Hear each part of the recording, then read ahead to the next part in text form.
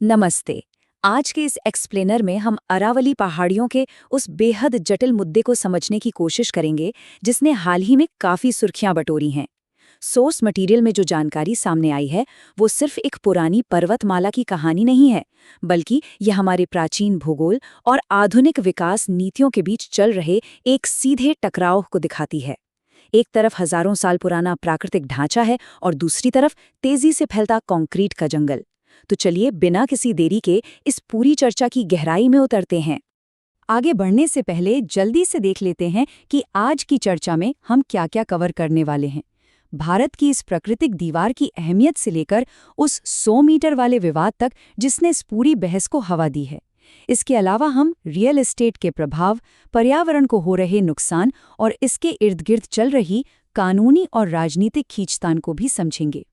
तो आइए नीतियों और विवादों पर जाने से पहले भारत की इस नेचुरल डिफेंस वॉल के बुनियादी भूगोल को समझ लेते हैं।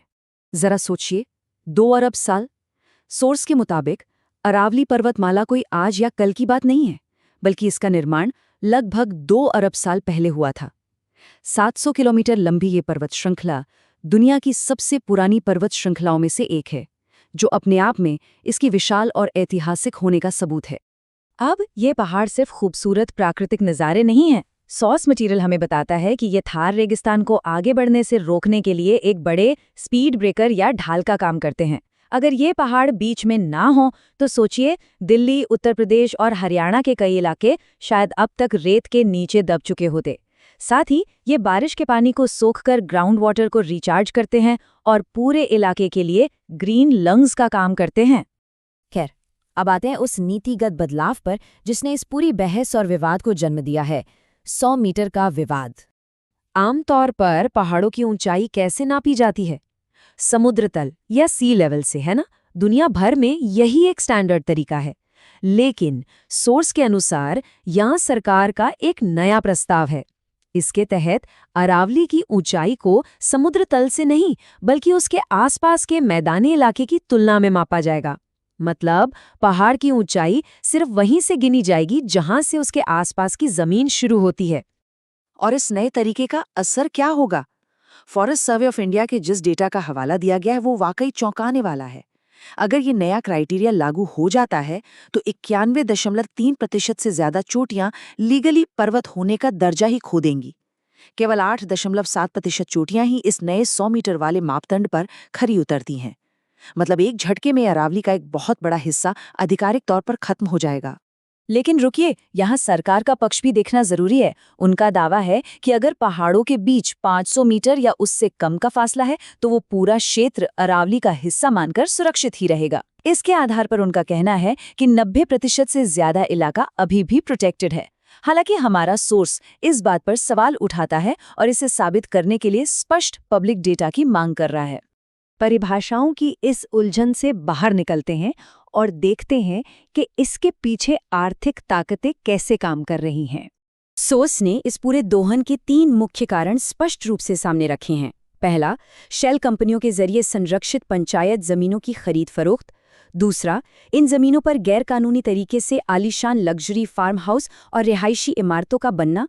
और तीसरा, सबसे बड़ा कारण है सिलिका, मार्बल और दूसरे खनिजों के लिए अंधाधुंध माइनिंग। जमीनी हकीकत को इस एक आंकड़े से बड़ी आसानी से समझा जा सकता है, 6793। दिसंबर 2023 में हुए एक ड्रोन सर्वे के हवाले से बताया गया है कि सिर्फ 4 गांवों के अंदर अरावली की 700 एकड़ संरक्षित जमीन पर इतने सारे अवैध निर्माण मौजूद हैं। यह दिखाता है कि अतिक्रमण कितनी तेजी से फैल चुका है। अब जाहिर सी बात है, इन सब गतिविधियों का पर्यावरण पर बहुत भारी असर हो रहा है।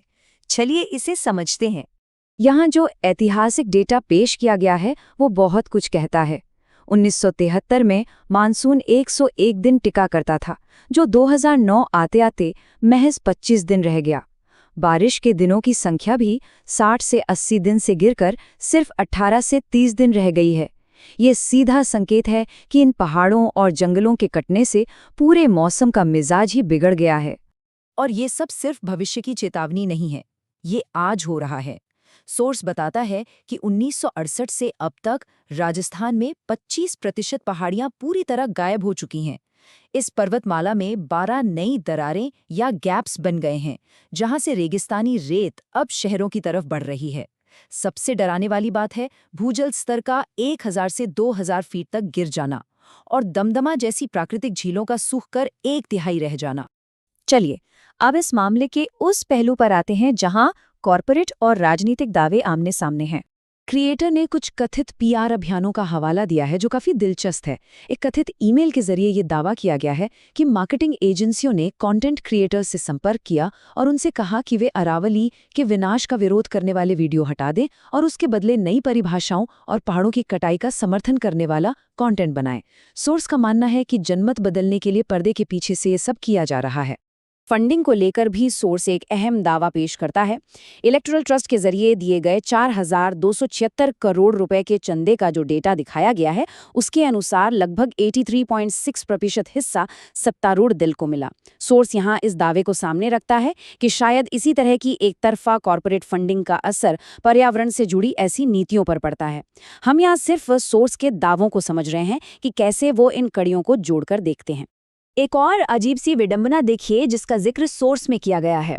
रिपोर्ट के मुताबिक मीडिया के एक हिस्से में कुछ न्यूज़ एंकर्स का ये नैरेटिव रहा है कि अरावली के ये पहाड़ ही दिल्ली के प्रदूषण को बाहर जाने से रोक रहे हैं। मतलब जो पहाड़ सदियों से प्रदूषण को रोकते आए हैं, अब उन्हीं को समस्या बताया जा रहा है, बजाय इसके कि उनके हो रहे विनाश पर सवाल उठाया जाए। आखिर में इस पूरे विवाद पर जनता और अदालतों का क्या रुख रहा है, उसकी बात करते हैं। ये टाइमलाइन एक तरह की कानूनी रस्साकशी को दर्शाती है। 2004 में माइनिंग पर बैन लगा, फिर मई 2024 में एक नई समान परिभाषा लाने का आदेश आया। नवंबर 2025 में कोर्ट ने उस नई 100 मीटर वाली परिभाषा को मान भी लिया। लेकिन असली कहानी उसके बाद शुरू हुई। सड़कों पर हुए भारी जन विरोध के बाद दिसंबर 2025 में सुप्रीम कोर्ट को अपनी ही स्वीकार की गई परिभाषा पर एक अस्थायी रोक लगानी पड़ी। तो इस पूरे एक्सप्लेनर और चर्चा के बाद एक बहुत ही गहरा सवाल हमारे सामने आकर खड़ा हो जाता है। क्या तेजी से बढ़ता शहरीकरण और प्राकृतिक संसाधनों का ये दोहन इन सदियों पुराने इकोलॉजिकल रक्षकों के साथ कभी सच में तालमेल बिठा सकता है? ये एक ऐसा सवाल है जो हमें ये सोचने पर मजबूर कर देता है कि विकास की सही कीमत आखिर है क्या।